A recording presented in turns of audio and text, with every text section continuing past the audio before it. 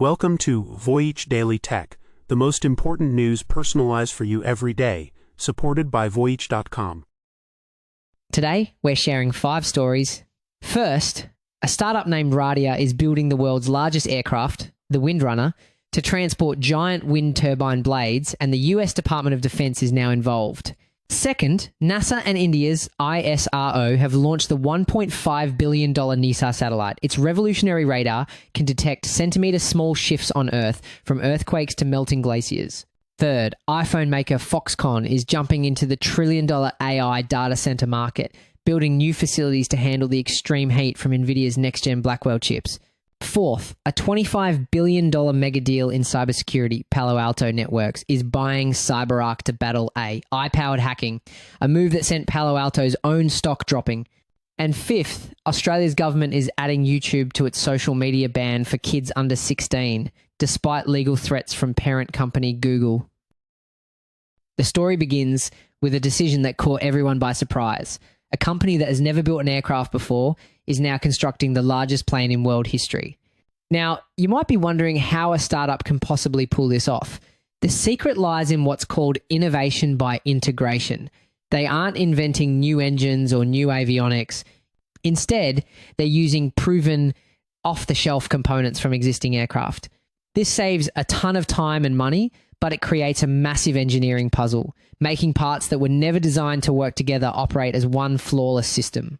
The startup is Radia, and their colossal machine, the WindRunner, is designed for one radical mission: to transport gigantic wind turbine blades that are too big for any road or railway. These blades, longer than a football field, could unlock a new era of onshore wind power, and the economic implications here are staggering. Research shows that these gigaturbines with blades over 100 meters long can slash the cost of generating wind power by as much as 24%. That's a huge leap forward, but it's only possible if you can solve the impossible logistics of moving these monster blades. The scale here is a jaw-dropper. The WindRunner is designed to have a cargo bay 6 times bigger than the legendary Antonov An-225. The previous record holder that was destroyed in 2022, Radia's founder, Mark Lundstrom, isn't shy about the stakes. He says, "It amazes me that there is no large cargo aircraft in production or plan to meet this need, except for the Radia WindRunner." However, the situation presents a fascinating duality. On one side, Radia is betting everything on this massive plane. On the other, some experts argue they're being too dismissive of another solution: hybrid airships. Companies are developing modern airships, like the LMH-1, that can lift over 20 tons of cargo and land on almost any surface, sand, snow, or water without a runway. And they use about 1/10 the fuel of a heavy lift helicopter. So the race for the skies might be more crowded than it seems.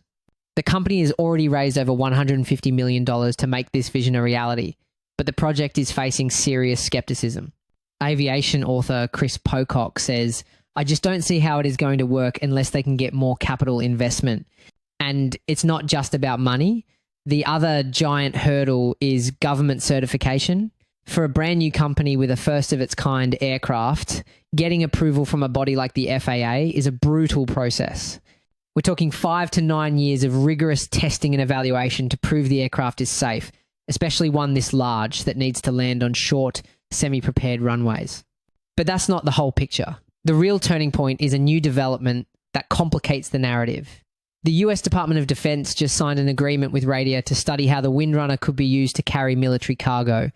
While the company insists its core mission remains wind energy, this move raises new questions about the project's ultimate goal.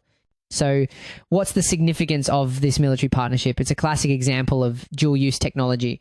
The partnership could be a crucial funding lifeline for Radia, giving them access to deep government pockets. The US military has known gaps in its ability to transport oversized cargo, but it also creates a risk. It could become a golden handcuff where military needs start to dictate the plane's design and pull the company away from its original green energy mission. But the biggest challenge might be coming from an old giant. News is swirling that Boeing is in the very early stages of discussing a restart of its rival C-17 production line. Radia plans its first test flight by the end of the decade, but this all begs the question: is the prize WindRunner hopes to claim moving out of reach before the race even starts? We were just talking about a groundbreaking piece of hardware designed to operate on Earth. Now, let's shift our focus to an incredible machine watching us from space. A seemingly impossible collaboration became a reality yesterday. In a historic partnership, the US and Indian space agencies have launched the NISAR satellite, a $1.5 billion joint mission that is a total game changer.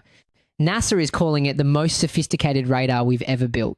For over a decade, scientists on opposite ends of the globe, working right through the pandemic, have been building this new eye in the sky. And the challenge here wasn't just technical, it involved harmonizing the completely different organizational cultures of NASA and ISRO and integrating two massive, independently developed systems. It's a testament to international collaboration that they pulled this off. Its mission is to watch Earth like never before. NISAR will scan the entire planet every 12 days using 2 different radar frequencies for the first time ever. So what's the secret sauce behind this technology? NISAR uses both L-band and S-band radar. Think of it like this. The L-band has a longer wavelength, which allows it to penetrate through things like dense forest canopies and even into the top layer of soil. It gives us a view of the planet's underlying structure. The S-band, with its shorter wavelength, provides incredibly high-resolution images of the surface itself. By fusing these two views, scientists get a complete multi-layered picture they've never had before. And its power is staggering. It will detect shifts in our land, ice, and coastlines as small as a single centimetre. Think about that. It can see the ground swell before an earthquake, the subtle movements before a landslide, and the melting of glaciers in Greenland and Antarctica with unprecedented precision. Now, get this. This capability goes far beyond just predicting natural disasters. This data could become a powerful tool for environmental regulation. For example, it could be used to provide concrete evidence of illegal deforestation in protected areas or to verify whether corporations are being honest about their greenhouse gas emissions. Research has already shown that satellite data can reveal huge discrepancies between what companies report and what they actually emit. But this isn't just about data. NASA officials say NISAR will spot the actual precursors to natural hazards. We're talking about volcanoes, earthquakes, and forest fires.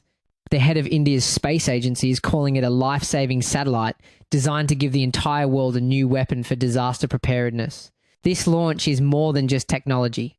India's science minister called the mission a defining moment, stating, "NISAR is not just a satellite, it is India's scientific handshake with the world." Interestingly enough, a tool this powerful also has strategic importance. Because it can detect such fine-scale changes on the ground, day or night, in any weather, it has potential dual-use applications for military and intelligence monitoring. This is why the data sharing agreements between the US and India, like the BECA agreement signed in 2020, are so critical to making a partnership like this work. As India plans for its own space station and a mission to the moon, this launch signals a massive shift in the global space race. And there's another disruption happening. By making all this high-resolution data available for free, NISAR is set to completely shake up the multi-billion-dollar commercial satellite imagery industry. This could democratize access to Earth data for smaller countries, researchers, and startups, creating entirely new markets we can't even imagine yet. The real question is, how much will we see now that the world's most powerful radar is watching? Speaking of powerful technology shaping our world, the company that builds your iPhone is making a massive play for the future of artificial intelligence. Let's start with a single statistic that might just change your entire perspective on this company.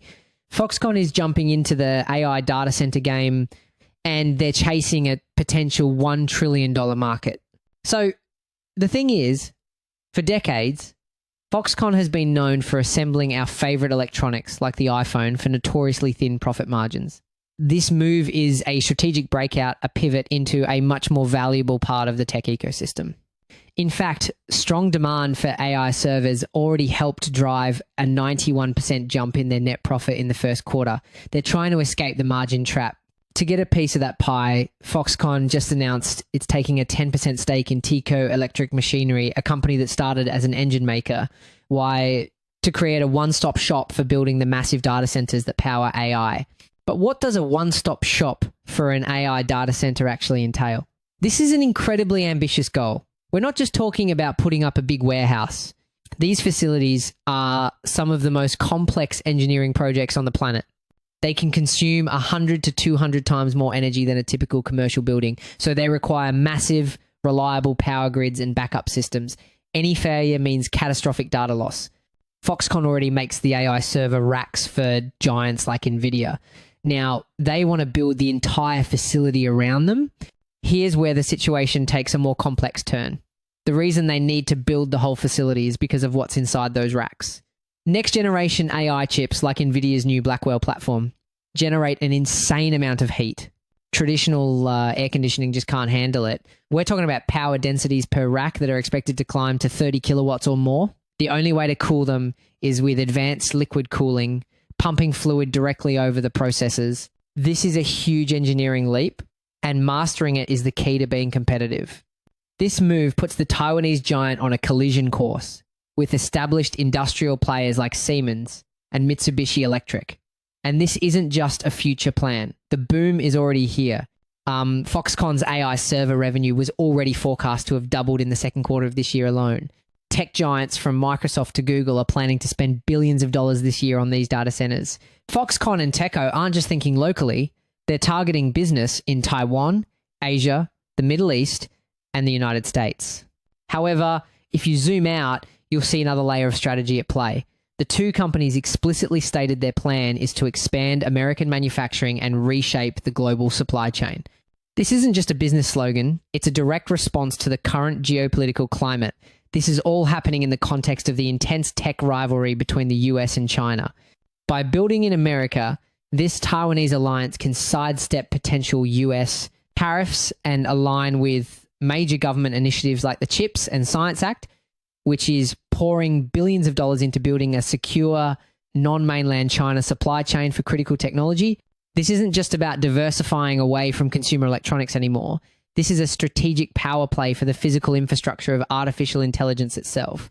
The question is no longer who will build the best AI, but who will control the buildings that house it. All that investment in AI infrastructure we just discussed brings with it enormous risk. And that brings us to our next story. A $25 billion bombshell just dropped in the world of cybersecurity. Palo Alto Networks is taking over Israeli identity security provider CyberArk in a mega deal shaking up the entire industry. This is a huge deal, and it's important to understand where CyberArk comes from. It's a cornerstone of Israel's famed Silicon Wadi tech scene. Deals like this raise a fascinating question for Israel's economy. Does this trend of foreign buyouts fuel innovation by promising huge paydays for startups, or does it hollow out the country's ability to grow its own standalone global tech giants? It's a debate between being a startup nation versus a scale-up nation where companies are built to be acquired. To get it done, Palo Alto is paying a massive 26% premium for CyberArk shares. But believe it or not, right after the deal was announced, Palo Alto's own stock took a more than 6% hit. So if this is such a great deal, why the drop? Well, investors get nervous about two things: price and execution. That 26% premium is steep, and it makes Wall Street wonder if Palo Alto is overpaying. More importantly, merging two massive companies is incredibly difficult. There are huge risks in combining different technologies, sales teams, and company cultures, and investors are pricing that risk into the stock. So why make such a colossal bet? Palo Alto's CEO Nikesh Arora gave a direct answer, stating that his strategy is to enter markets at their inflection point, and he believes that for identity security, that moment is now. The core reason for this bet is what's being called the cybersecurity platform wars. For years, companies had to buy dozens of different security tools from different vendors, which was complicated and inefficient. The new strategy, which Palo Alto is leading, is to build one single, massive platform that does everything. And this platform approach is critical because research from IBM shows that companies with these integrated platforms detect security breaches 72 days faster than those using a patchwork of separate tools. This deal is about building a one-stop shop for security. What really brought this to a head was the rise of AI. Aurora also called CyberArk's tech a foundational technology that is necessary in the world of AI. As artificial intelligence advances, the software tools that protect businesses from cyber and ransomware threats are becoming mission critical. And here's a crucial piece of context. AI isn't just a tool for the good guys, it's a super weapon for hackers. We're talking about AI-powered phishing emails that are perfectly written and impossible to spot. We're talking about deep fake audio and video that can be used to impersonate a CEO and trick an employee into transferring millions of dollars. This is happening right now. The reason identity security is so foundational is because you have to be absolutely certain who or what is accessing your network. In a world of AI agents and deepfakes, proving you are you is the new front line of defense. This isn't some isolated event either. This is just the latest explosion in a blockbuster year for cybersecurity mergers.